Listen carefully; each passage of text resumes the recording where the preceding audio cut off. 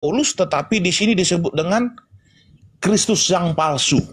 Artinya yang dimaksud di sini adalah iblis, bukan Yesus itu sendiri. Kenapa? Karena Yesus mengatakan anak manusia datang itu akan berbentuk manusia, bukan berbentuk roh ataupun cahaya. Ini sangat luar biasa, tetapi seorang Dr. Jeki akan menjelaskan segala sesuatu, bukan seperti pendialog-pendialog Kristen yang lain. Baik, terima kasih. Sekarang waktunya untuk menjelaskan dari pertanyaan Bang Juma. Berkaitan tentang pertanyaan Bang Juma tadi, bahwasan Yesus mengatakan kepada murid-muridnya ataupun memberikan gambaran kepada murid-muridnya bahwasan dia akan datang dalam bentuk manusia dan akan diiringi oleh malaikat-malaikatnya. Ayat itu berbicara tentang apa? Ayat itu berbicara tentang eskatologi. Nah, eskatologi ini artinya berbicara sesuatu yang akan terjadi pada hari kiamat. Jadi ayat itu berbicara Yesus akan turun dalam bentuk manusia dalam konteks kiamat, dalam konteks penghakiman. Tidak berbicara dalam konteks pengajaran setelah dia terangkat ke surga. Tetapi dalam konteks pengajaran setelah dia terangkat ke surga, dia sudah menyampaikan kepada murid-muridnya di dalam Yohanes 14 ayat 26 sampai sekian. Dia mengatakan kepada murid-muridnya bahwasan aku akan tidak meninggalkan kalian sebagai anak-anak yatim piatu, tetapi aku akan meminta kepada Bapakku untuk mengutus Roh Kudus dalam namaku. Jadi yang datang kepada Rasul Paulus dalam Kisah Para Rasul 2 itu adalah Yesus itu sendiri. Kenapa saya katakan demikian? Karena dia sudah berpesan kepada murid-muridnya bahwasan kalian tidak akan menjadi yatim piatu setelah kepergian saya, tetapi aku akan mengutus Roh Kudus dalam namaku untuk mengajarkan segala sesuatu kepada kalian. Nah, sekarang saya bacakan ayatnya. Yohanes 14 ayat 26 sampai 27. Tetapi penghibur yaitu Roh Kudus yang akan diutus oleh Bapa dalam namaku, dialah yang akan mengajarkan segala sesuatu kepadamu dan akan mengingatkan kamu akan semua yang telah kukatakan kepadamu. Jadi yang datang kepada Rasul Paulus di dalam Kisah Para Rasul 22 dan Kisah Para Rasul 9 itu adalah Yesus itu sendiri. Kenapa saya katakan demikian? Karena Yesus berbicara kepada Paulus, dia memanggil Paulus dan berkata kepada Paulus, Paulus, aku adalah Yesus yang engkau aniaya itu. Di situ mengaku sebagai Yesus. Kenapa saya katakan demikian? Ya, karena Roh Kudus akan diutus oleh Bapa dalam nama Yesus untuk mengajarkan segala sesuatu dan mengingatkan segala sesuatu yang telah diajarkan Yesus ketika dia menjadi manusia, untuk melanjutkan pengajaran-pengajaran kepada bangsa-bangsa lain, yaitu alat-alat yang akan digunakan oleh Yesus adalah murid-muridnya. Termasuk salah satu adalah Rasul Paulus. Di dalam Kisah Rasul 22, Paulus akan dijadikan alat untuk memberitakan nama Yesus kepada segala bangsa. Jadi saya mengatakan ketika Bang Juma menanyakan bahwasan di dalam Kisah Para Rasul ini adalah Yesus palsu ataupun Mesias palsu dalam konteks iblis yang telah berbicara kepada Rasul Paulus, saya mengatakan no. Di sini adalah Yesus itu sendiri. Singkat dan padat, seorang Dr. Jeki telah menjelaskan segala sesuatu. Silakan. Iya, baik. Izin Gurunda, mau pakai timer apa enggak? Enggak usah. Enggak usah ya. Iya, Siap. nanti TikTok kan pada ujungnya nanti. Ya, siap. Lanjut Gurunda. Iya. Jadi memang dalam kajian atau materi kristologi, kita tidak memungkiri ada yang kemudian materi-materi tentang eskatos, yang berarti terakhir, dan logi berarti studi tentang yang bersifat filsafat yang pada ujungnya berakhir kepada penafsiran atau penterjemahan bahwa itu berbicara mengenai peristiwa yang kaitannya dengan masa-masa akhir kehidupan di dunia. Ya, betul, itu eskatologi. Tetapi harus dipahami bahwasanya pesan Yesus di data Matius 24 itu mencakup dua masa. Yang pertama adalah masa Yesus menjelaskan masa di mana Kristus palsu itu datang. Lalu kemudian masa Yesus asli itu datang. Jadi yang datang yang palsu dulu. Baru kemudian yang datang adalah yang asli. Yang asli datang mengusir pengikut Kristus yang palsu. Jadi kita tidak mengulas Matius 24 itu hanya berbicara mengenai eskatologi saja, enggak. Tapi kita juga harus membahas materi yang terkait dengan itu.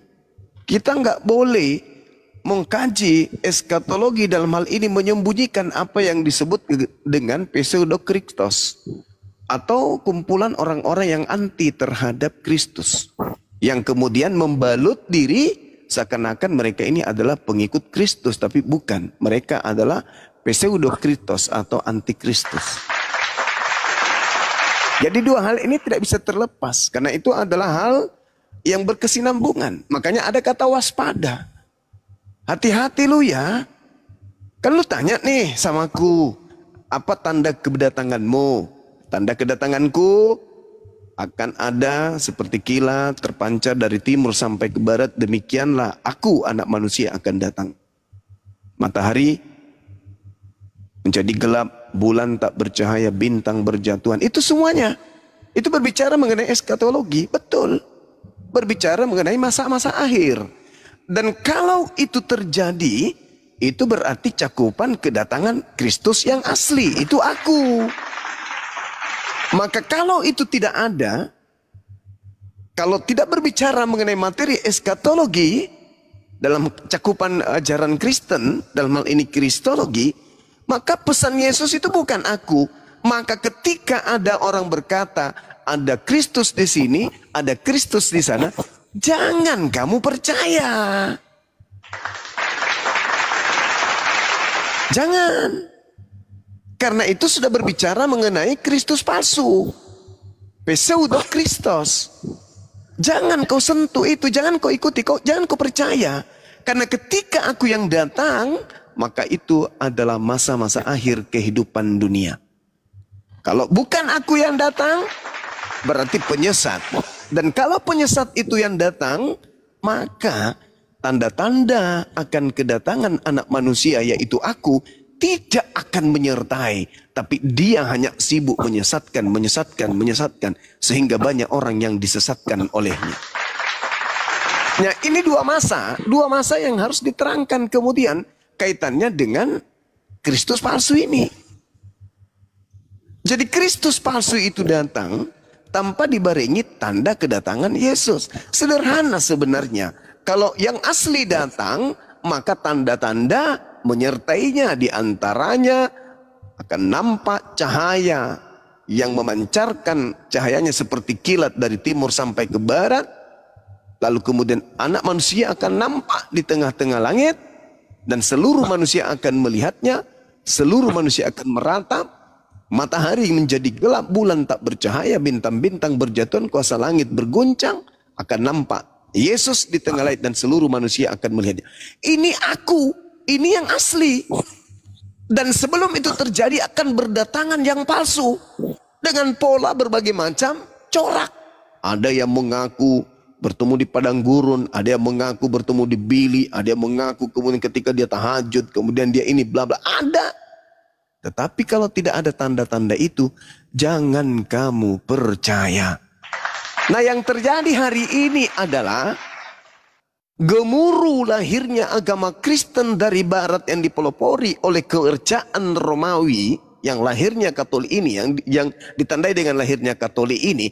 Tidak ada tanda itu. Yang ada cuma pengakuan seorang Paulus ketemu dengan Kristus, tapi tanda tak ada. Apa pesan Yesus? Jangan percaya. Itu yang terjadi hari ini. Maka orang banyak yang disesatkan itu tak lain dan tak bukan adalah ya Dr. Joki dan teman-temannya. Kristen. Semakin canggih dia berbicara, semakin hebat dia berargumentasi, semakin nampak kalau memang dia ini ahli di dalam menyesatkan dan disesatkan. Saya kira begitu, saudara. Silakan.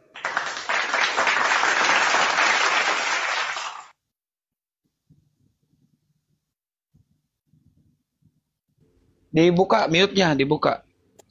Ya, jadi terima kasih atas waktu yang sudah diberikan kepada Dr. Jeki. Dr. Jeki sudah menyampaikan tadi secara tegas dan lugas bahwasan yang datang berbicara dengan para rasul, yaitu Lukas ataupun rasul-rasul yang lain sebelum terjadinya kiamat. itu adalah Yesus itu sendiri. Karena Yesus sudah mengatakan tadi, bahwasan aku akan meminta kepada Bapa dan akan dikutus Roh Kudus dalam namaku untuk mengajarkan segala sesuatu dan mengingatkan lagi apa yang telah kuajarkan kepada kalian. Jadi sudah saya katakan tadi, diskusi ini sebenarnya kalau hanya mau mempersoalkan tentang ketika Rasul Paulus berbicara dengan Yesus di dalam Kisah Para Rasul 2, ataupun Rasul Lukas berbicara dengan Yesus di Pulau Patmos, ataupun rasul-rasul yang lain itu berbicara dengan Yesus walaupun bukan dalam bentuk manusia, tetapi Yesus datang dalam kemuliaan dalam bentuk cahaya ataupun bentuk-bentuk yang lain. Saya katakan diskusinya sangat singkat. Kenapa saya katakan sangat singkat? Ya, ayat-ayat yang saya paparkan tadi sangat mendukung bahwa yang datang itu bukanlah bukanlah iblis yang menyamar sebagai Mesias, bukanlah iblis yang menyamar sebagai penyelamat, tetapi memang itu adalah Yesus sendiri. Buktinya apa? Sudah saya katakan tadi, bahwasan Yesus akan meminta kepada Bapa dan akan diutus Roh Kudus dalam nama Yesus. Maka yang datang kepada para rasul mengaku sebagai Yesus itu benar. Kalau Bang Juma mempersoalkan tentang eskatologi, bahwasan Yesus akan datang dalam bentuk manusia dan diiringi oleh malaikat-malaikatnya, itu berbicara tentang hari kiamat, tetapi tidak berbicara dalam konteks pengajaran secara mata rantai. Nah, pengajaran secara mata rantai itu tidak akan dilepaskan oleh Yesus walaupun dia sudah terangkat ke surga, karena dia akan berjanji dia akan datang lagi untuk mengingatkan segala sesuatu yang telah diajarkan kepada para rasul. Karena manusia ini bersifat lupa, makanya dia datang untuk mengingatkan lagi kepada mereka. Jadi saya katakan ini diskusi singkat sebenarnya, ini sangat singkat. Tema ini tema singkat sebenarnya ini. Nah, itu yang bisa saya paparkan Bang Juma. Iya. Singkat ini sebenarnya. Iya, jadi Saudara Dr. Joki, Anda mencoba untuk membawa Roh Kudus dalam perbincangan kita ini. Padahal sebenarnya itu tak ada kaitannya, itu adalah materi yang berbeda. Kalau Anda mengatakan yang datang setelah Yesus adalah Roh Kudus, justru akan mempersempit gerak Anda dalam membela akidah atau kepercayaan saudara. Kenapa? Karena yang datang kepada Paulus bukan Roh Kudus, tetapi Yesus Kristus. Kata Yesus dalam Yohanes 16, memang aku harus pergi. Sebab kalau aku tidak pergi, maka Roh Kudus itu tidak datang. Berarti yang datang bukan Yesus, tapi Roh Kudus. Faktanya, yang datang kepada Paulus bukan Roh Kudus, tapi Yesus. Ini akan mempersulit gerak Anda. Jadi jangan ke sana dulu. Cukup pengakuan Yesusnya kepada gurunya, kepada muridnya. Ketika ditanya apa tanda kedatanganmu, kan sudah jelas itu. Tanda kedatanganku adalah seperti kilat memancarkan cahaya dari timur sampai ke barat. Akan nampak anak manusia di tengah langit. Semua manusia melihatnya. Itu yang diterangkan oleh Yesus. Lalu Yesus mengatakan di data nomor 23. Jadi kalau ada orang yang mengaku bertemu dengan Mesias, Kristus di gurun, Kristus di bilik, perintahnya jangan kau percaya. Kenapa jangan percaya? Karena itu bukan aku. Bagaimana caranya membedakan antara itu kamu atau itu bukan kamu? Tapi ngaku-ngaku Yesus. Kan sudah dijelaskan. Seperti kilat memancarkan cahaya dari timur sampai ke barat, demikianlah tanda kedatangan anak manusia. Matahari menjadi gelap, bulan tak bercahaya. Kan itu sudah dijelaskan tandanya. Tanpa tanda itu, mau mengaku Yesus ke, mau mengaku Kristus ke, nasihatnya apa? Jangan percaya. Karena percaya, maka amburadul. Asal-asal ngomong, lari kemana-mana, minta pelampung kemana-mana. Karena dia percaya. Karena saking percayanya baru tersadar. Oh iya ternyata betul ya. Kayak mana nih belepotan. Mau lari ke sana salah. Lari ke sini salah. Karena memang sudah disesatkan. Nyata itu. Barang siapa yang percaya disesatkan. Yang tidak percaya ya pasti terselamatkan. Kalau saya sebagai Muslim, saya percaya bahwa ketika yang datang itu adalah utusan Tuhan yang bernama Isa atau Yesus dalam pandangan Kristen, maka itu adalah akhir dari kehidupan dunia. Al-Quran surah As-Zukhruf ayat 61. Kedatangan yang kedua bagi Nabi Isa untuk dunia ini adalah tanda akhir zaman. Jadi jangan minta dia datang, karena kalau dia datang berarti kiamat. Tapi yang terjadi, orang Kristen dengan mudahnya, Yesus datanglah di tengah-tengah kami. Datang ya kiamat lah. Jadi yang datang kepada Paulus itu bukan Yesus Kristus. Ingat, Yesus datang sebagai manusia. Kata dia, kalau aku yang datang, maka yang datang adalah anak manusia. Sedangkan Paulus yang datang kepadanya itu bukan anak manusia, tapi mengaku Yesus Kristus. Nah, nasihat Yesus jangan kau percaya. Itu adalah penyesat. Planos alias iblis. Jadi saya simpulkan saudara, yang datang kepada Paulus itu adalah sibilisisis. Dan kalian adalah pengikutnya. Demikian. Oke, baik, saya akan mengulangi lagi, saya akan menguraikan ayatnya dengan benar ya. Jadi Yesus berpesan di sini adalah orang-orang yang memakai nama Yesus. Jadi orang-orang yang memakai nama Yesus dengan mengaku Yesus itu berbeda, dua definisi yang berbeda ya. Nah, di dalam Matius 24 ayat 24 25 ini bentuk antisipasi yang diajarkan Yesus kepada murid-muridnya serta orang-orang yang mengimani ajarannya ataupun orang-orang suci, yaitu adalah antisipasi terhadap orang-orang memakai nama Yesus, mengaku sebagai nabi ataupun Mesias ataupun juru selamat. Nah, ini yang tidak boleh kamu percaya. Nah, saya uraikan dulu ayatnya ya. Di dalam Matius 24 ini bunyinya begini ya. Sebab Mesias-Mesias palsu dan nabi-nabi palsu akan muncul. Dan mereka akan mengadakan tanda-tanda yang dahsyat dan mujizat-mujizat. Sehingga sekiranya mungkin mereka menyesatkan orang-orang pilihan juga. Camkanlah, aku sudah mengatakannya terlebih dahulu kepadamu. Kita lanjutkan lagi. Waspadalah supaya jangan ada orang yang menyesatkan kamu. Sebab banyak orang akan datang dengan memakai namaku dan berkata, akulah Mesias.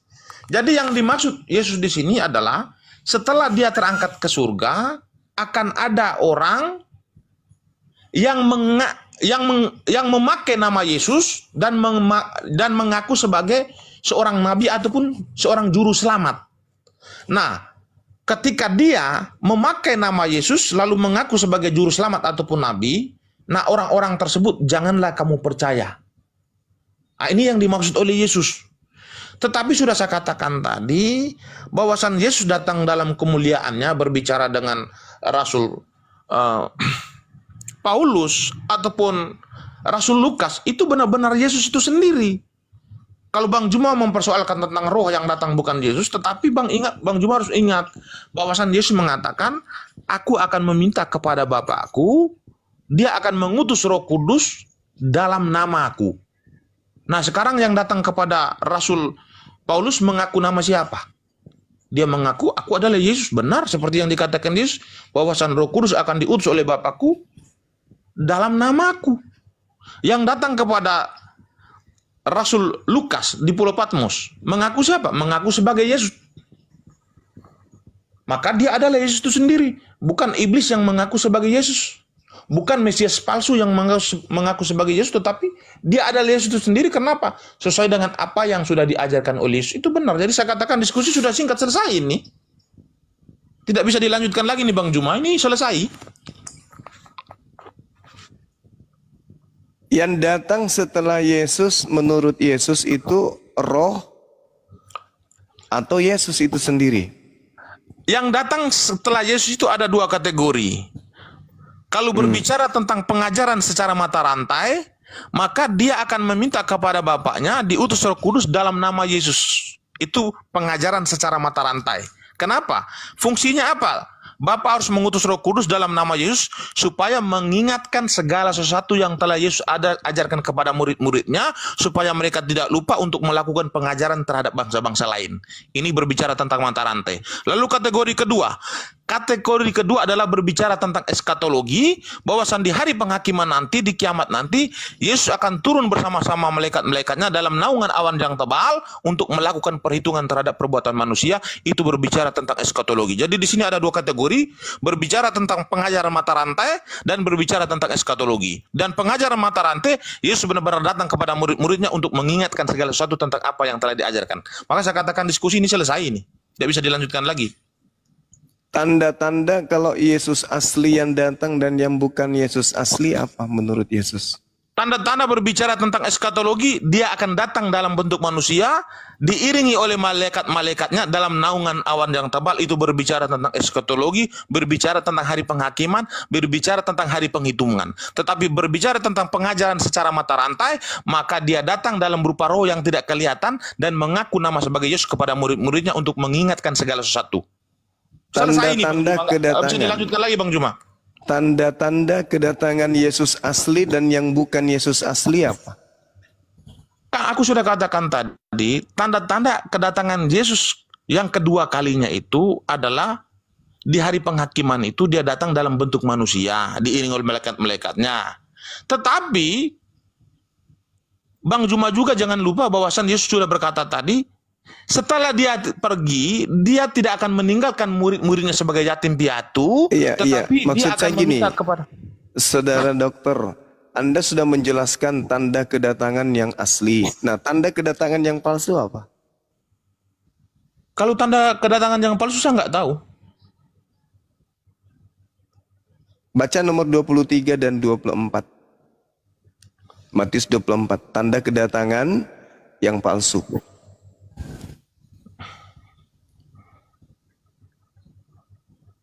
Matius berapa?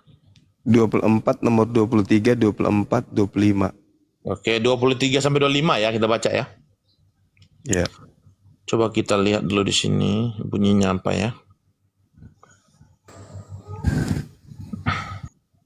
Sampai 26. Oke.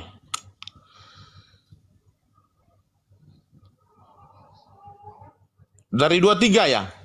Iya, itu tanda Yesus palsu. Oke.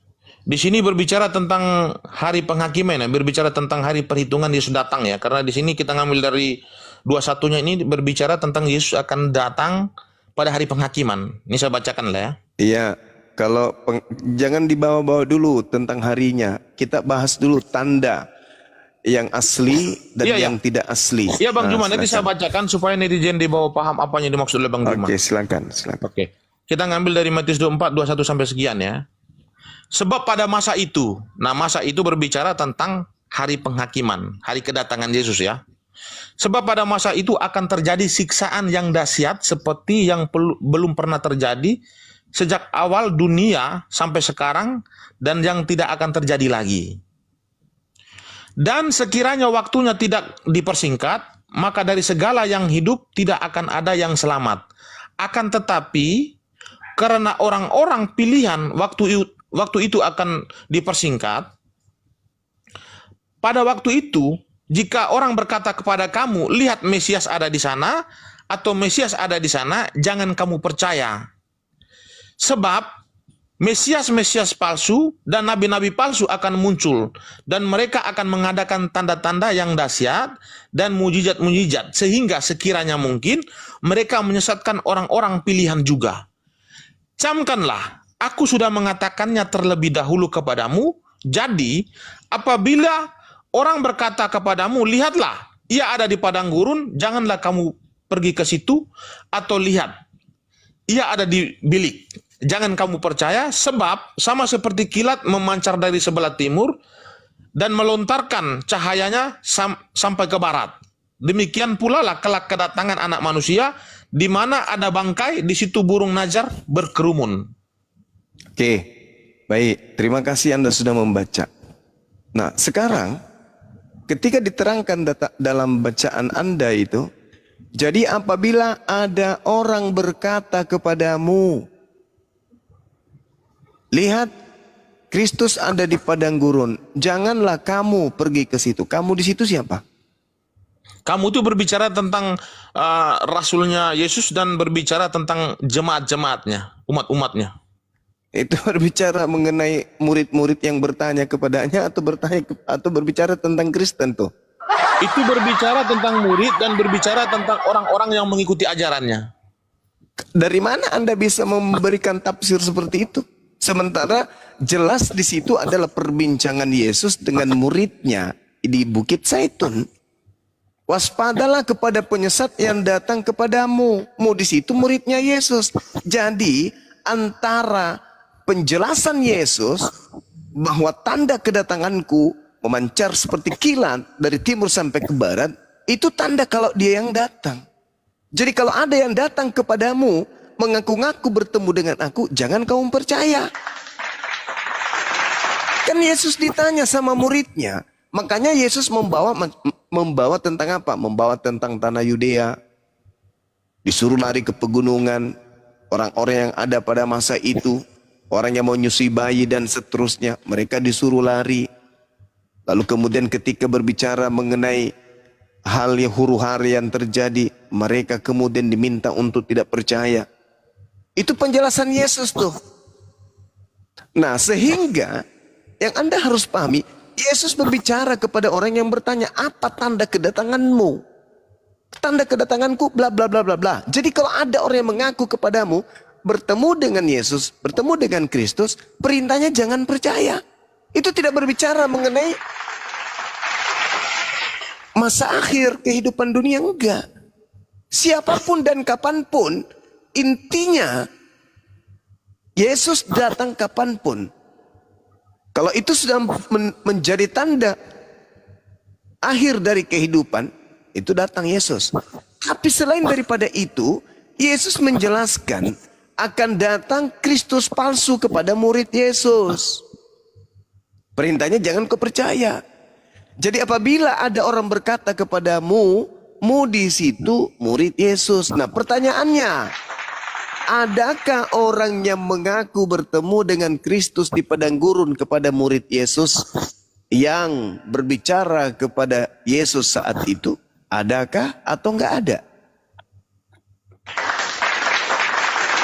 Oke, baik, saya jawab ya. Ini sebenarnya silakan. Terlalu ringan sebenarnya diskusinya ini sebenarnya. Baik. Jadi saya mungkin menjelaskan agak sedikit detail. Kita mengutip dari Matius 24:26-nya ya. Jadi sebenarnya ini yang dipaparkan Bang Juma ini dijawab oleh ayat ini. Jadi yang dimaksud oleh Yesus, jadi apabila orang berkata kepadamu, lihat, ia ada di padang gurun, janganlah kamu pergi ke situ, atau lihat, ia ada di dalam bilik, janganlah kamu percaya. Jadi yang dimaksud di sini ini adalah ketika ada orang-orang yang mengaku sebagai nabi ataupun mengaku sebagai juru selamat, janganlah kamu percaya, jangan kamu pergi ke situ. Sebab itu bukanlah juru selamat yang benar ataupun nabi-nabi yang benar. Itu yang dimaksud oleh Yesus di sini. Nah, ketika Paulus mengaku bertemu dengan Kristus di padang gurun, perintah Yesusnya percaya atau jangan percaya? Gimana coba? Ketika Paulus datang membawa kabar, dia bertemu dengan Kristus di padang gurun. Dia bertemu dengan Kristus dalam bilik. Perintah Yesusnya percaya atau jangan percaya? Ini berbicara tentang nabi palsu di sini, Bang. Iya, makanya saya bertanya, perintah Yesusnya percaya atau jangan percaya? Tidak boleh percaya. Tidak boleh percaya. Meskipun Paulus berbicara sampai mulutnya robek, tetap jangan percaya. Paulus berbicara dengan Yesus itu, Yesus datang bukan dalam bentuk manusia, bukan. Tetapi Yesus dalam bentuk... Perintahnya apa? Perintahnya percaya atau jangan percaya? Iya, itu benar. Yang saya maksud di sini, ketika Bang Juma mempersoalkan tentang jangan percaya ada Mesias yang ada di padang gurun ataupun tempat-tempat yang lain itu, tetapi yang dimaksud oleh Yesus di sini kan, bahwasan yang datang kepada kamu itu kan dalam bentuk manusia, tetapi yang datang kepada Rasul Paulus ataupun Rasul Lukas itu kan dalam bentuk cahaya. Bukan dalam Tidak bentuk manusia untuk ada, berbicara tidak dengan mereka. ada Yesus mengatakan datang dalam bentuk manusia. Justru Yesus mengatakan tanda kedatanganku adalah sebagai manusia. Dan yang datang kepada Paulus bukan manusia. Berarti apakah sama antara bukan manusia dan manusia? Kan Oke, beda. baik. Baik. Sebab Mesias-Mesias palsu dan nabi-nabi palsu. Nabi-nabi sudah pasti tertuju kepada manusia. Sepakat? Iya, tapi Mesiasnya? Oke, sepakat ya? Mesiasnya gimana? Mesias tertuju kepada manusia atau tidak? Manusia. Oke, mantap ya. Oke, saya lanjutkan ya. Mantap. Nah, sekarang yang datang kepada Paulus manusia atau bukan? Yang datang kepada Paulus itu tidak dalam bentuk manusia, tetapi di dalam kisah para rasul 22 ayat 9 itu dalam bentuk cahaya. Bukan dalam bentuk manusia. Sekarang ketika Yesus mengatakan kalau aku yang datang dalam bentuk cahaya atau dalam bentuk anak manusia? Maksudnya gimana? Nggak ngerti saya nih, Bang. Yesus datang nanti kalau dia yang datang yang asli dalam wujud anak manusia atau bukan anak manusia? Kalau Yesus datang di hari penghakiman nanti dalam bentuk manusia, itu di hari penghakiman. Bukan dari penghakiman.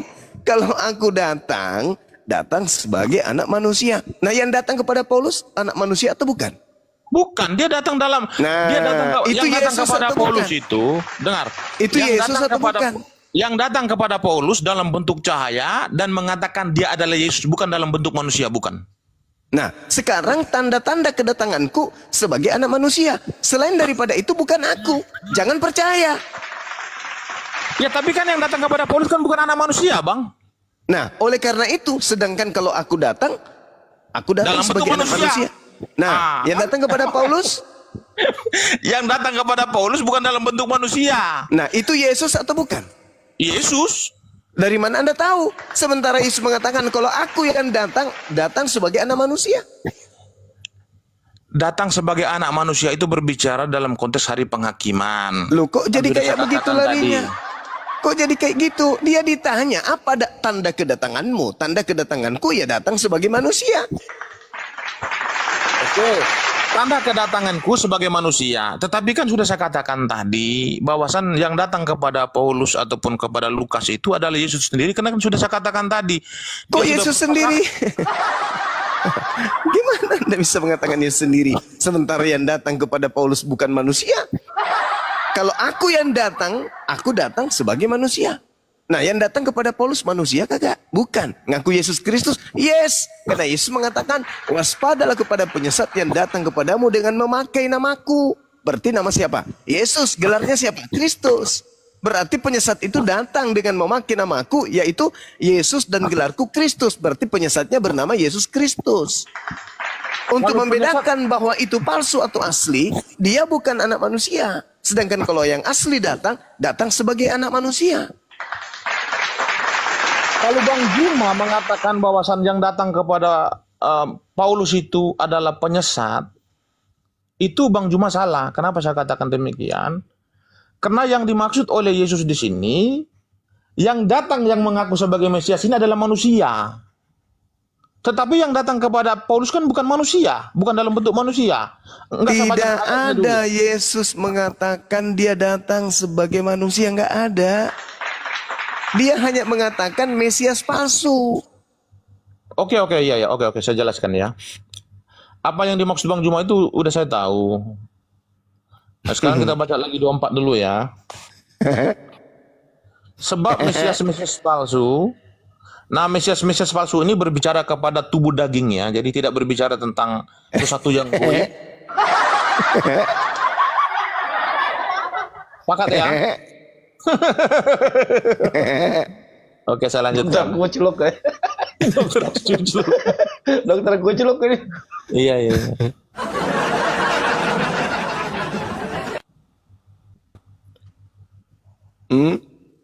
Sebab Mesias palsu dan nabi-nabi palsu akan muncul dan mereka akan mengadakan tanda-tanda yang dahsyat. Nah, yang dimaksud di sini adalah Mesias ini sudah pasti merujuk kepada manusia, bukan goib ya. Nabi-nabi yang palsu yang akan menunjukkan mujizat-mujizat ini adalah manusia, bukan goib ya. Ini yang diantisipasi oleh Yesus. Janganlah kamu percaya dan jangan kamu pergi ke situ ketika dia berada di bilik ataupun di padang gurun. Janganlah kamu pergi ke situ, sudah pasti mereka adalah palsu. Ini yang dimaksud oleh Yesus. Artinya yang datang dalam bentuk manusia, yang mengaku-ngaku sebagai nabi dan mengaku-ngaku sebagai Mesias kepada kalian. Janganlah kamu pergi ke situ ketika mereka datang dalam bentuk manusia. Itu tidak boleh. Berarti yang datang nanti dengan tanda matahari menjadi gelap, bulan tak bercahaya, palsu dong, karena dia datang sebagai manusia. Kalau itu kan berbicara tentang eskatologi, tetapi Sekarang begini, saudara, kalau yang datang pada saat Paulus mengaku bertemu dengan Kristus dan di situ diikuti dengan tanda matahari menjadi gelap, bulan tak bercahaya, bintang-bintang berjatuhan, apakah itu sudah menjadi eskatologi? enggak, itu enggak eskatologi. Nah, berarti yang datang kepada Paulus itu bukan Yesus. Itu kan pengajaran secara mata rantai, kan sudah saya katakan tadi. Yang gimana ya, aku harus ulangi lagi ya. Sebenarnya ini udah selesai. Bukan, saudara. Saya sederhanakan. Ketika Yesus datang di abad pertama dengan tanda-tanda yang disebutkan, maka kiamatnya kapan? Yesus datang di abad kemana? Berapa? Andai saja Yesus yang datang di abad pertama dengan tanda-tanda yang dijelaskan oleh Yesus, matahari menjadi gelap, bulan tak bercahaya, maka kiamatnya kapan? Saya nggak ngerti kok datang di abad pertama gimana nih ya. Andai saja yang datang kepada Paulus itu diikuti oleh tanda-tanda bintang berjatuhan, matahari tak menjadi gelap, bulan tak bercahaya, kuasa langit berguncang. Andai saja Yesus datang dengan tanda-tanda itu di abad pertama, pertanyaan saya, kiamatnya kapan terjadi? Kiamat akan terjadi pada saat itu juga. Nah itu dia. Kalau dia datang dalam bentuk manusia, contoh begini ya. Nah itu dia.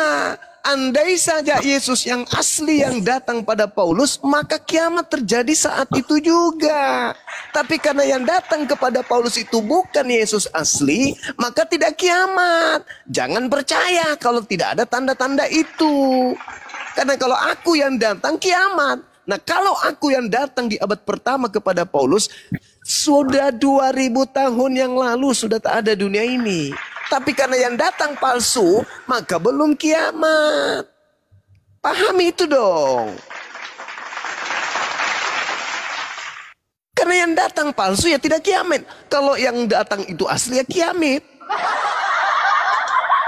Ini makanya Yesus terangkan. Jadi kalau ada yang datang mengaku bertemu dengan Kristus di sini bla bla bla bla bla bla bla bla, tanpa tanda-tanda itu jangan kau percaya.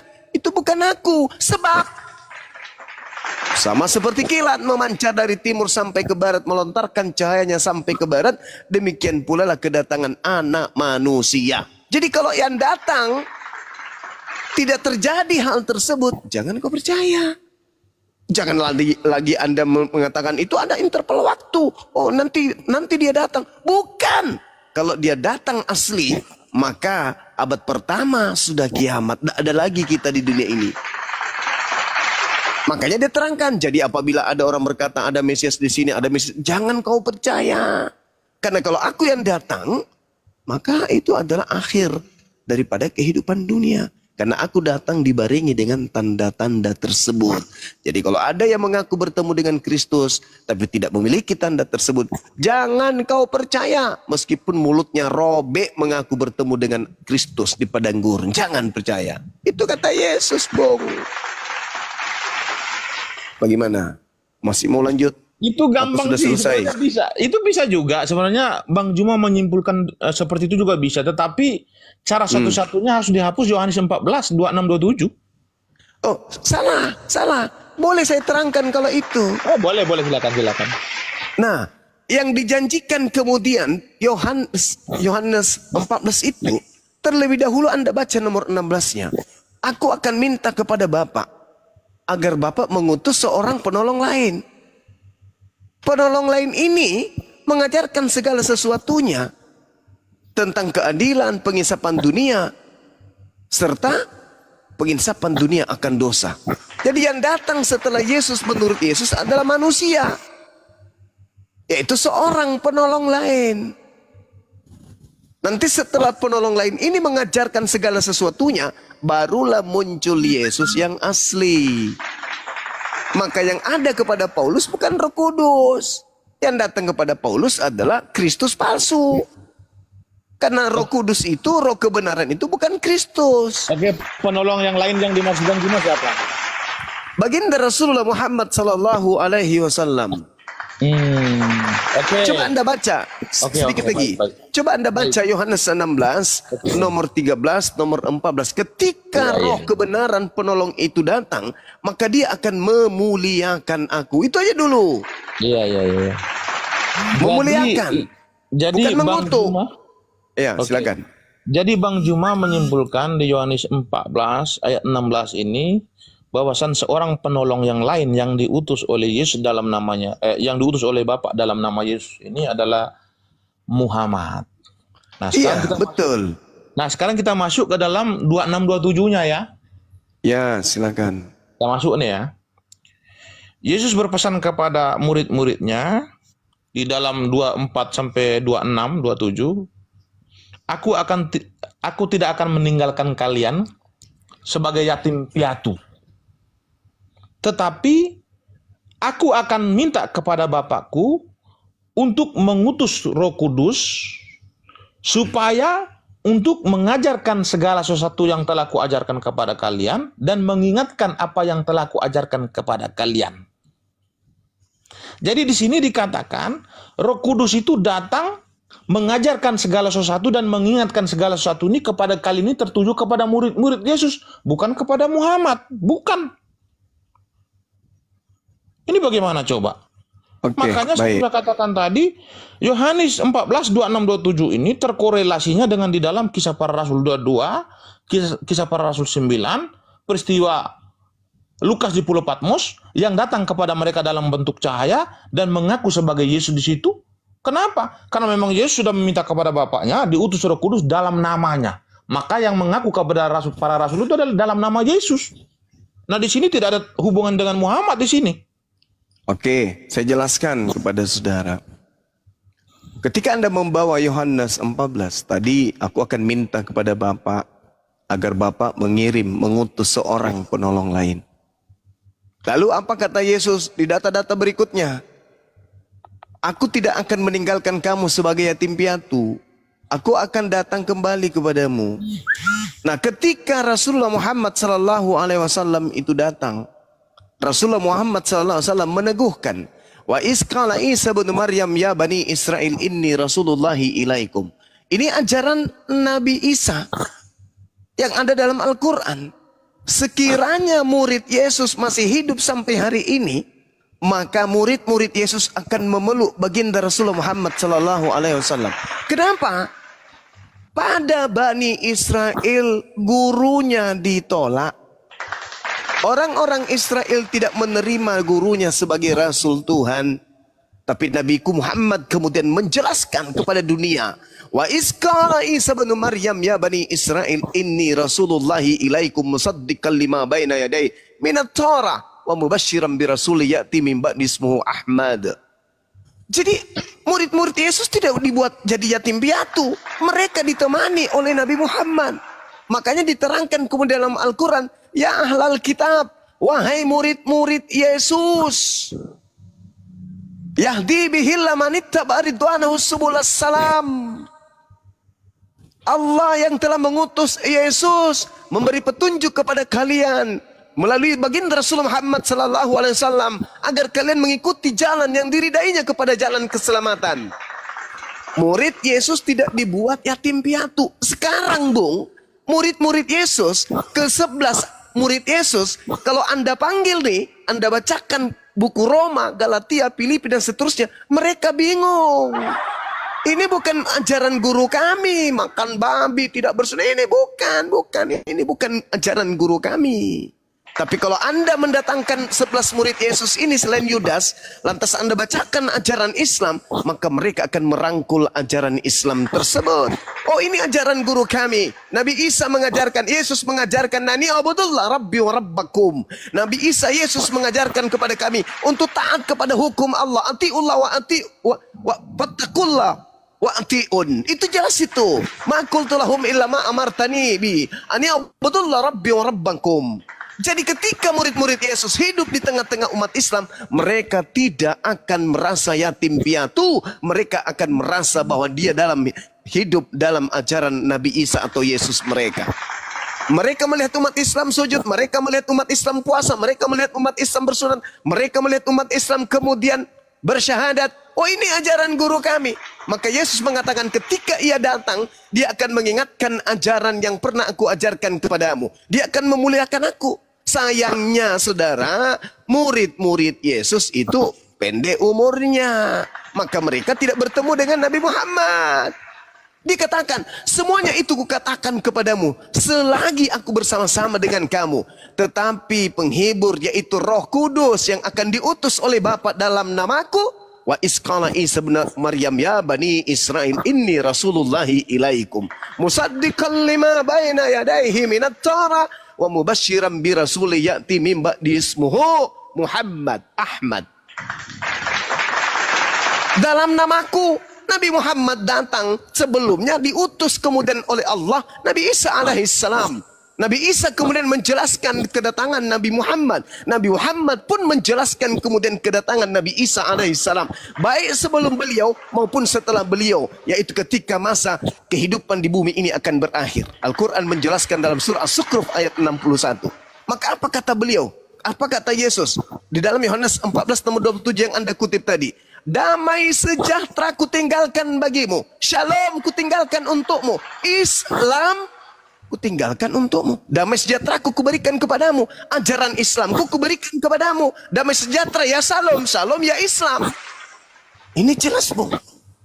Jadi ketika Anda mengatakan, oh tidak. Bagaimana Anda menjelaskan kemudian Yohanes 14, 16, 27, 26, 27. Saya katakan kepada saudara. Sebelum Kristus Yesus anak Maria itu datang, terlebih dahulu yang datang kepada manusia yang ada di alam semesta ini adalah roh kebenaran, yaitu seorang penolong lain. Bukan Kristus di padang gurun. Itu mah penyesat, Bang, yang datang. Dan ingat, ada tiga yang datang setelah Yesus itu terangkat ke langit. Yang pertama penyesat, yang kedua adalah roh kebenaran, yang ketiga adalah Yesus yang asli. Penyesatnya sudah datang, terpenuhi pada diri Kristen. Apa kata Yesus? Dia sang Yesus Kristus penyesat ini akan menyesatkan banyak orang. Mana banyak orang yang disesatkan itu? Kristen. Satu. Kemudian yang datang yang kedua adalah seorang penolong lain. Dia yang akan memuliakan aku. Mana itu? Islam dengan Nabi Muhammad. Setelah menyebutkan nama Isa, maka umat Islam mengatakan alaihis salam, alaihis salam, alaihis salam. Kita tinggal menunggu satu kandidat. Siapa itu? Yang diterangkan kemudian dalam Al-Quran surah As-Zukhruf ayat 61. Allah subhanahu wa ta'ala menjelaskan kepada kami umat Islam bahwasanya tanda kiamat ini datang adalah datangnya Nabi Isa alaihissalam. Wa innahu la ilmul lisa'a fala tamtarunna biha wattabi'un hatta siratul mustaqim. Tinggal itu yang kami tunggu. Siapa itu? Datangnya sang pertanda kiamat, Nabi Isa alaihissalam. Yang diterangkan dalam kitab saudara. Matius 24, nomor 27, nomor 29, dan nomor 30. Apabila aku datang, maka apa yang terjadi? Dunia akan mengalami apa? Mataharinya menjadi gelap, bulannya menjadi tak bercahaya, bintang-bintang akan jatuh menimpahnya. Kemudian kuasa-kuasa langit akan berguncang dan akan nampak Nabi Isa alaihissalam di tengah-tengah langit. Itu yang kami tunggu. Kalau penyesatnya sudah ada di pihak Kristen, kalau kemudian roh kebenarannya sudah ada, yaitu di pihak Islam, tinggal satu. Dia yang akan turun sebagai hakim untuk membela kemudian orang-orang yang memuliakan namanya dan mengusir orang-orang yang telah menghinakan namanya. Siapa yang menghinakan Yesus Kristus? Kristen. Siapa yang memuliakan Isa Al-Masih? Umat Islam. Jelas itu kan? Maka diskusi ini dibangun sekedar bukan untuk mencari kalah ataupun menang. Bukan mencari kebenaran atau kesalahan, tetapi menolong saudara-saudara Kristen dari kesesatan. Itu tujuannya. Demikian. Oke, baik. Saya akan menguraikan tentang klaim Bang Juma di dalam Yohanes 14 ini. Seorang penolong yang lain di sini adalah Roh Kudus, itu tertuju kepada Nabi Muhammad. Ini mantap sih sebenarnya, ya. Kita akan uraikan secara detail, ya.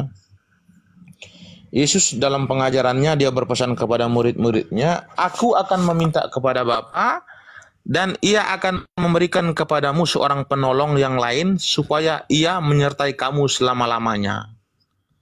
Jadi Bang Juma mengatakan seorang penolong yang lain di sini dalam konteks Roh Kudus ini adalah Nabi Muhammad. Tetapi menjadi persoalan di sini begini, ya. Aku akan meminta kepada Bapa, ia akan mengutus seorang penolong yang lain supaya ia menyertai kamu selama-lamanya. Kapan Nabi Muhammad itu menyertai murid-murid Yesus? Sedangkan Muhammad itu lahir di tahun 700, tetapi murid-murid Yesus itu lahir di abad pertama bersama-sama dengan Yesus. Perbedaannya sudah 600 tahun. Bagaimana mungkin seorang penolong yang lain ini akan menyertai para rasul, yaitu murid-murid Yesus? Di sini sudah salah. Itu yang pertama. Kita akan lanjutkan lagi, ya. Maka saya katakan di sini, kalau diklaim bahwasan seorang penolong ini dalam konteks Roh Kudus ini tertuju kepada Muhammad, ini sudah salah. Nah, kita lanjutkan lagi, ya, di ayat 17-nya lagi. Teman-teman nyimak, ya. Aku akan meminta kepada Bapa dan ia akan memberikan kepadamu seorang penolong yang lain supaya ia menyertai kamu selama-lamanya. Muhammad tidak pernah menyertai murid-murid Yesus. Itu yang paling pertama. Yang kedua, yaitu Roh Kudus, roh kebenaran. Dunia tidak dapat menerima dia sebab dunia tidak melihat dia. Berarti Muhammad tidak diterima oleh dunia. Ya, karena Bang Juma mengatakan Roh Kudus itu adalah Nabi Muhammad. Saya ulang sekali lagi, ya. Yaitu roh kebenaran. Kita di sini literalkan saja, yaitu Muhammad kebenaran, karena roh kebenaran ini kan adalah Muhammad, ya, kita literalkan aja, ya. Yaitu Muhammad kebenaran, dunia tidak dapat menerima dia sebab dunia tidak melihat dia dan tidak mengenal dia, tetapi kamu mengenal dia. Kata kamu di sini tertuju kepada sahabat murid-muridnya Yesus. Kapan murid-murid Yesus mengenal Muhammad? Itu yang pertama. Narasi pertama tadi, kalimat pertama tadi, bahwasan dunia tidak mengenal dia. Dia ini tertuju kepada Roh Kudus. Roh Kudus diklaim diri sebagai Muhammad. Berarti Muhammad tidak dikenali oleh dunia. Ini bagaimana coba? Ini rusak jadinya. Saya ulang sekali lagi, teman-teman, ya. Yaitu Muhammad kebenaran. Ini kan Roh Kudus ini kan Muhammad nih. Karena penolong yang lain di sini kan Roh Kudus nih. Nah, penolong yang lain ini kan tertuju pada Muhammad nih. Jadi saya literalkan aja, saya ulang sekali lagi, ya. Yaitu Muhammad kebenaran. Dunia tidak dapat menerima Muhammad sebab dunia tidak melihat Muhammad dan tidak mengenal Muhammad. Tetapi kamu mengenal Muhammad. Kamu di sini murid-muridnya Yesus. Masa murid-muridnya Yesus mengenal Muhammad? Ini gimana coba? Kalau murid-muridnya Yesus mengenal Yesus itu wajar. Ketika Yesus terangkat ke surga, lalu Yesus datang dalam kemuliaan, lalu berbicara dengan mereka dan mereka mengenali suaranya. Itu wajar. Kalau murid-murid Yesus mengenali Muhammad ini bagaimana coba? Jaraknya sudah 600 tahun. Saya lanjutkan lagi, ya, teman-teman harus sadar nih. Aku tidak akan meninggalkan kamu sebagai yatim piatu. Aku datang kembali kepadamu. Tinggal sesaat lagi dunia tidak akan melihat aku lagi, tetapi kamu melihat aku, sebab kamu hidup dan kamu pun akan hidup. Pada waktu itulah kamu akan tahu bahwa aku di dalam Bapakku, dan kamu di dalam aku, dan aku di dalam kamu. Nah, Yesus mengatakan di dalam Yohanes 14 ayat 25 sampai 28 ini bahwasan dia akan datang bersama Bapaknya. Dia akan datang bersama Bapaknya ke dunia untuk menyertai orang-orang suci. Dan menyertai kamu tertuju kepada siapa? Menyertai kamu di sini tertuju kepada para rasul, yaitu murid-muridnya Yesus. Jadi di sini kalau mengklaim bahwasan Muhammad ini kalimat yang tertulis seorang penolong yang lain ataupun Roh Kudus ini tertuju kepada Muhammad, maka di sini selesai. Maka di sini selesai. Maka di sini. Kan saya kemudian menjelaskan. Boleh silakan. Waktu terlalu singkat ini. Oke. Jadi berbicara mengenai Al-Quranul Karim, Allah Subhanahu wa Ta'ala menjelaskan kemudian di dalam Al-Quran bahwa ketika berbicara mengenai murid-murid Yesus atau Nabi Isa alaihissalam dalam pandangan ajaran agama Islam, Allah menjelaskan wa isqala Isa bin Maryam ya bani Israel inni rasulullahi ilaikum musaddiqan lima baina yaday. Jelas itu menjelaskan bagaimana kemudian Nabi Isa alaihissalam menjelaskan kepada pengikutnya bahwa dia adalah utusan Tuhan kepada mereka. Lalu ketika berbicara menemani mereka, tidak membiarkan mereka yatim piatu. Tadi saya sudah jelaskan. Lalu ayat di dalam Al-Quran mengatakan begini, falamma ahassa Isa minhumul kufra qala man ansari ilallah qala al-hawariyun nahnu ansarullah amanna billah washhad bi anna muslimun. Murid-murid Yesus ini, Nabi Isa ini Muslim. Kalau Anda berkata, apakah itu Nabi Muhammad? Sementara Nabi Muhammad kemudian tidak pernah bertemu dengan murid Yesus. Pertanyaan saya balik, apakah sama Nabi Muhammad, murid Yesus itu masih hidup? Mereka sudah mati. Tetapi pada hakikatnya, berdasarkan Al-Quran surah Ali Imran ayat 169, orang yang mati berjuang di jalan Allah itu masih hidup. Berarti dalam pandangan pengajaran, ya sama seperti Yesus ketika Yesus mengatakan, aku di dalam kamu, kamu di dalam aku, Bapa di dalam kita, dan kita adalah satu. Apakah itu benar-benar secara harfiah? Tidak. Berarti berbicara mengenai pengajaran. Nah, ajaran murid Yesus masih diajarkan kemudian oleh Nabi Muhammad. Artinya ajaran itu akan menyertai engkau selama-lamanya. Bukan selesai. Dan satu hal yang perlu saudara pahami di sini. Saya membacakan sebuah dalil di dalam 1 Yohanes 4 nomor 1. Saudara-saudaraku yang kekasih, janganlah percaya akan setiap roh. Ini berbicara mengenai roh. Tetapi ujilah roh-roh itu, apakah mereka berasal dari Allah? Sebab banyak nabi-nabi palsu yang telah muncul dan pergi ke seluruh dunia. Berarti berbicara mengenai roh, berbicara mengenai nabi. Berbicara mengenai roh kebenaran, berarti berbicara mengenai nabi utusan Tuhan. Berbicara mengenai roh palsu atau roh setan, berbicara mengenai nabi palsu. Kitab Anda sendiri mengatakan ketika berbicara mengenai roh, itu berbicara mengenai nabi. 1 Yohanes 4 nomor 1. Ujilah kepada, janganlah percaya kepada setiap roh. Sebab harus kamu uji. Karena apa? Karena banyak nabi-nabi palsu. Loh, apa hubungannya? Oh, ternyata berbicara mengenai roh itu berbicara mengenai nabi. Jadi roh kebenaran adalah nabi yang membawa kebenaran. Bukan hantu. Bukan yang kayak gitu-gitu. Saya kasih data, saya kasih bukti. Musa disebut roh di dalam Bilangan 11 nomor 25. Lalu turunlah Tuhan dalam awan dan berbicara kepada Musa. Kemudian Tuhan mengambil roh yang ada pada diri Musa sebagian. Lalu roh yang diambil daripada Musa itu diberikan kepada 70 tua-tua. Ketika roh Musa yang diturunkan kepada ke-70 tua-tua itu, maka nampaklah mereka seperti nabi. Berarti yang dimaksud roh kebenaran itu adalah nabi. Nehemia 9 nomor 30. Namun bertahun-tahun lamanya engkau melanjutkan sabarmu terhadap mereka. Dengan rohmu engkau memperingatkan mereka. Yaitu dengan perantaraan para nabimu. Berarti roh Tuhan itu adalah nabi. Berarti yang dikatakan aku akan minta kepada Bapa agar ia mengutus roh kebenaran. Yang dimaksud Yesus itu adalah seorang nabi, Cak Ayu. Bukan makhluk roh yang datang ke padang gurun. Dimaksud roh kebenaran itu adalah seorang nabi. Roh, coba Anda baca Yohanes 3 nomor 34. Siapapun yang diserahi tugas untuk menyampaikan firman, maka padanya ada roh Tuhan yang tak terhingga. Berarti roh Tuhan itu adalah seorang nabi, seorang penyampai firman. Aku akan minta kepada Bapa agar Bapa mengutus seorang penolong lain. Seorang penolong lain.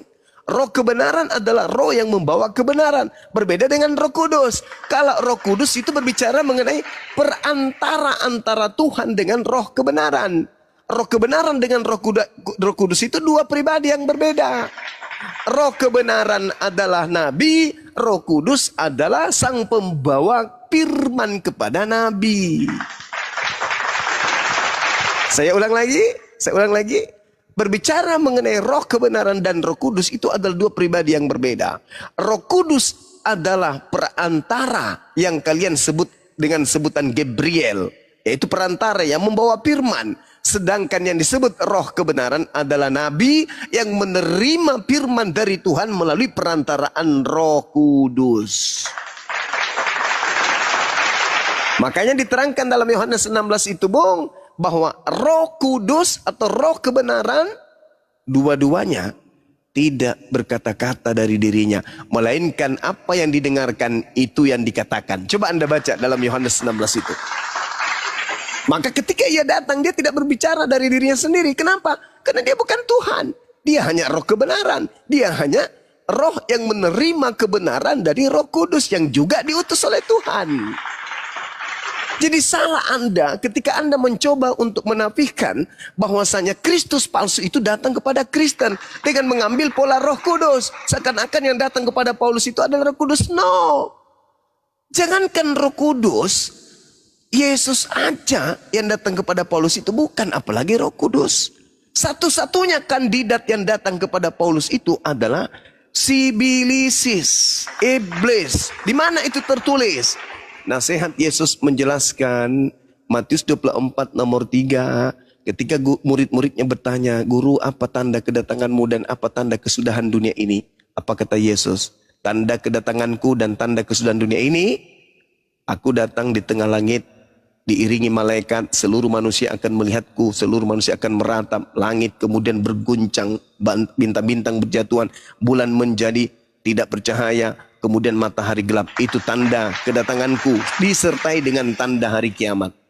Kedatanganku. Jadi kalau ada orang mengaku bertemu dengan aku di padang gurun di sini, jangan kamu percaya.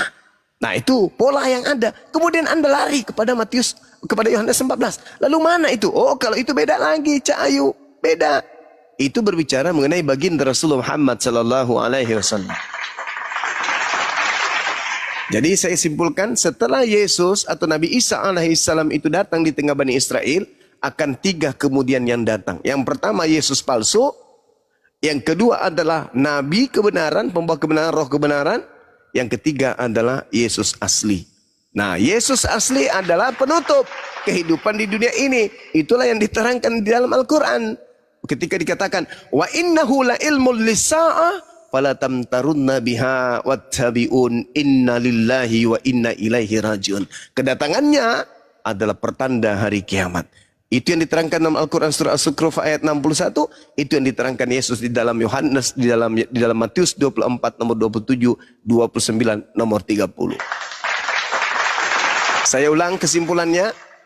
Setelah Nabi Isa alaihissalam diangkat ke langit, dalam pandangan Kristen, Yesus Kristus ada 3 yang datang.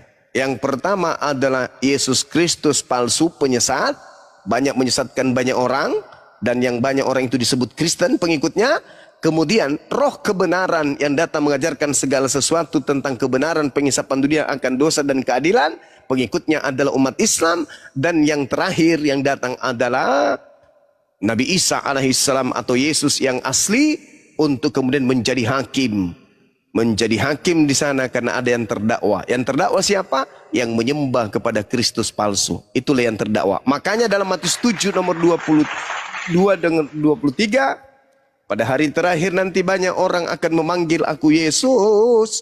Yesus Tuhan, Tuhan Yesus. Lake komai. Mau kemana? Ngopi yuk. Bukankah kami dulu memanggilmu Tuhan, bermujizat pakai namamu, mengusir setan pakai namamu? Pada saat itulah aku Yesus akan berterus terang kepada mereka, "Aku tidak mengenal kalian. Kalian semua adalah pembuat kejahatan. Enyahlah daripadaku."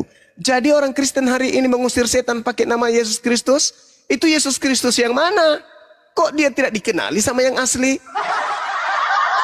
Mereka bermujizat pakai nama Yesus, mengusir setan dalam gereja. Seperti Lusuri Lubis, mengusir setan, mengobati orang, itu bermujizat. Itu memanggil nama Yesus, Yesus yang mana? Ternyata Yesus tidak mengenalnya. Itulah Yesus palsu yang mereka panggil. Ketika bertemu dengan Yesus asli, apa kata yang asli? Lenyah daripada aku tidak mengenal kalian. Saya kira begitu, memang singkat sebenarnya materi ini. Andai saja Kristen-Kristen kita ini jujur menerima kebenaran yang ada. Demikian dari saya, silakan. Ya, gimana Mek? Mau terusin apa mau menyerah aja? Enggak, kayaknya Mengakui saya menyerah. kekalahan? Saya menyerah Menyerah, karena waktu terlalu singkat. Alhamdulillahirabbil alamin. Saya ini dulu ya, saya closing dulu sedikit ya. Ya Bang Juma. Iya, Bang Juma. Paman. Saya closing sedikit dulu baru turun Iya, karena silakan. waktunya terlalu singkat. Kegiatan saya ini padat sekali nih dalam 4 bulan terakhir nih. Iya. Ya jadi teman-teman di bawah khususnya Kristen ya. Jadi memang perdiskusian hari ini kalau saya melihatnya itu memperhatikan tidak imbang sebenarnya. Karena memang pertama saya materinya tidak kuat, waktunya terlalu singkat dan ini diskusinya ini disepakati barusan sekitar 2 jam yang lalu dan saya tidak mempersiapkan materinya. Apa alasannya? Karena memang akhir-akhir ini waktu saya itu terlalu padat. Jadi saya tidak mempunyai waktu yang luang untuk mempersiapkan materi dalam diskusi. Dan saya akui memang diskusi tadi itu memang benar-benar saya kewalahan. Itu yang pertama. Yang kedua, Bang Juma dalam diskusi pada malam hari ini dia bagus. Bagus bukan berarti dia benar, bukan. Cie. Ya. Nah, ulang sekali lagi. Masih nggak mau mengakui. Saya ulang sekali lagi. Jadi bagus dan benar itu memiliki 2 definisi yang berbeda. Saya mengatakan Bang Juma diskusi pada malam hari ini bagus, tetapi bukan berarti dia benar. Nah, dia benar yang maksud ini adalah perspektif yang disampaikan Bang Juma itu berbeda dengan apa yang disampaikan oleh Alkitab. Nah, ini yang saya maksud ya. Dia bagus dalam diskusi tetapi bukan benar. Itu yang saya maksud. Iya. Nah, yang ketiga, yang terakhir yaitu ucapan terima kasih kepada seluruh netizen yang ada di bawah. Buat khusus yang Kristen, mohon maaf lahir dan batin. Malam ini memang saya lahir dan batin. Oke, terima kasih kepada Bang Juma dan kepada netizen yang telah hadir. Sama-sama Bang Mei. Ya, terima kasih kepada netizen yang telah hadir pada perdiskusian pada malam hari ini, yang telah menyimak diskusi kami dari tadi. Dan terima kasih kepada pemilik room yang telah memberikan kami ruang untuk berdiskusi pada malam hari ini. Dan terima kasih kepada teman-teman yang ada di Komar. Mohon pamit, izin. Iya, hati-hati di jalan. Yo, siap. Izin semuanya ya. Bisa banjir mualaf nih kalau kayak gini nih.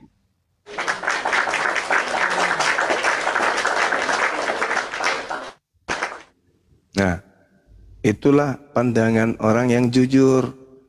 Tidak banyak neko, bukan penipu, tapi jujur, mendudukkan perkara Bible dengan apa yang ada. Jujur dia, betul itu. Mau menghindar kemana? Kapan dia menghindar menjadi pendusta dia?